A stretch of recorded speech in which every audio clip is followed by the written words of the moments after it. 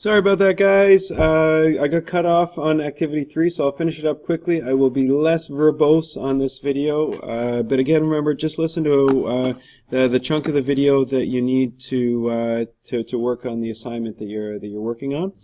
This is where you create your summary paragraphs using the content, and also creating your paragraphs from these sentences. Drop it in the Dropbox, and you're set for activity 3. Quick, eh? Nice, I'm almost done. Activity number 4. Activity number 4 is where you have to see the future.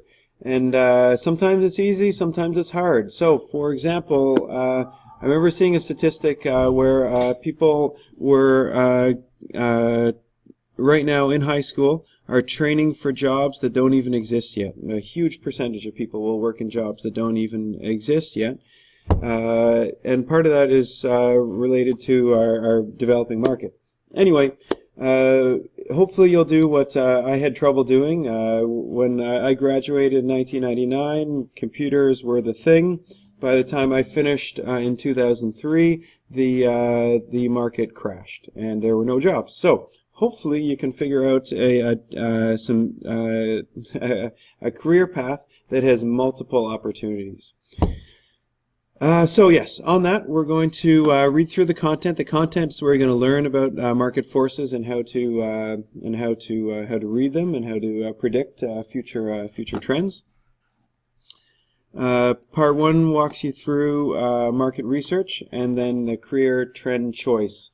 So this is a point where you're going to look at 6 different trends. It's important to look at multiple types of trends because even though my case was kind of depressing for me when I finished, there was no work. There was no work in Ottawa, but there was plenty of work outside of Ottawa. So you have to kind of look, am I willing to travel? And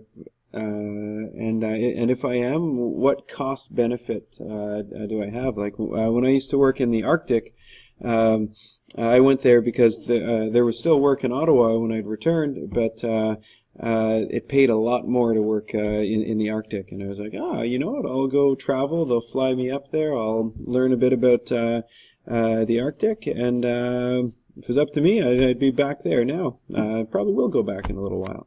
Anyway, that's activity 4. This all goes in the Dropbox. Moving on to activity 5. Remember to pause me if you're working on activity 4.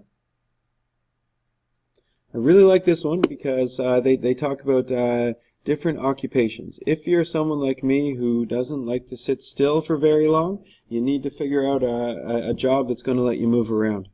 It could be within the same career structure, same interest, but some jobs you get to move around more than others. If you're someone who really likes to focus in a quiet place, then you need to find a job that lets you do that, at least part-time.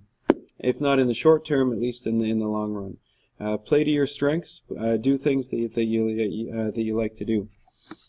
Go through the content. It'll walk you through different types of occupations and different work styles that you have, or that you have available to you.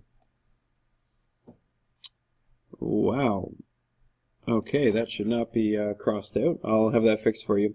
This one is an alternative work interview. So it's where you find someone who works in an alternative way. So someone who doesn't have the traditional job that you're used to. So if you feel that a cubicle job is your typical job, try and find someone who doesn't have that.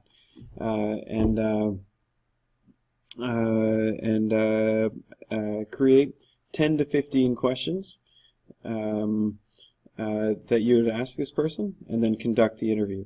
If you're having trouble finding someone with whom to discuss the interview, talk to me and we can figure something out.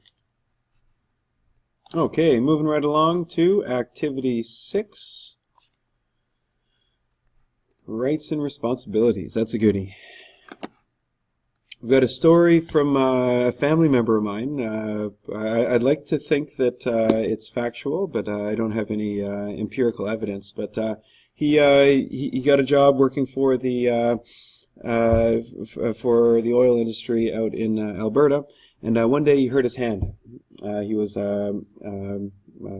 his hands every day, and he hurt his hand one day. And I went to the hospital, and the hospital said, "Did this happen at work?" And he said, "No," even though it did happen at work. The reason why he did that was because allegedly his employer stated that if no one gets hurt at work, everybody gets a $10,000 bonus. This is not a legal practice in North America, but it's a huge incentive for people. So he still, to this day, has trouble with his hand that he injured at work, and he cannot receive any of the compensation that he should have received because he did not claim it at the time. This is one of those rights and responsibilities you need to be aware of, and you need to figure out a way to protect yourself at the workplace.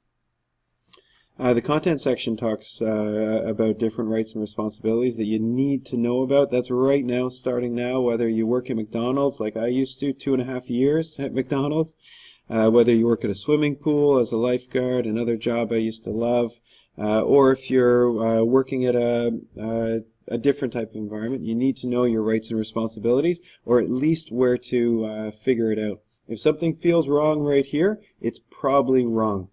And that's kind of what this content gets at. It tells you where to go to learn about your rights and responsibilities. Read it, please. The assignment. Okay, so the assignment, 7 things you better know. Click on each one and learn about the 7 things you really need to know. There are 7 for a reason. They're all super important, okay? Don't skip those.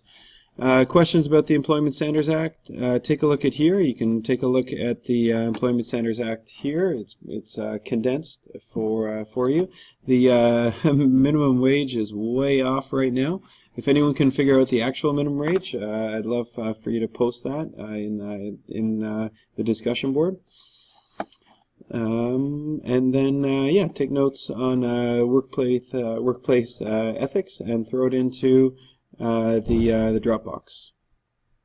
There you go. Yeah, we'll stop there. And I think I'm almost done. I'm way over the 5-minute mark that I promised you. My apologies. I hope you're pausing me. Activity 7, destinations. This is perfect for a grade 11 course, a little late for grade 12, but a really good time to start. It's never too late to catch things up. But this is where you look at destinations and requirements to get to your destination. Even though you might meet the minimum requirements, it's often quite good to enhance your minimum requirements. Look through the content. It's going to walk you through what you need to know.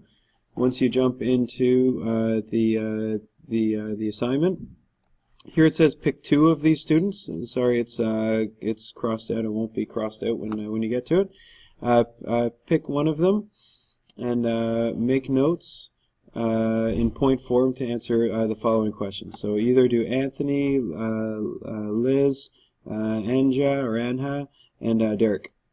So pick one of them and answer those specific questions. Throw it in the Dropbox, and you're set for that one.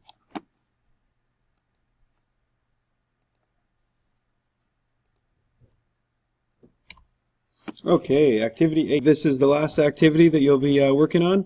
Create a detailed profile of your destination of choice. The content's going to fill you in on what you're looking for. Then you can choose a destination profile. So pick a work destination that interests you.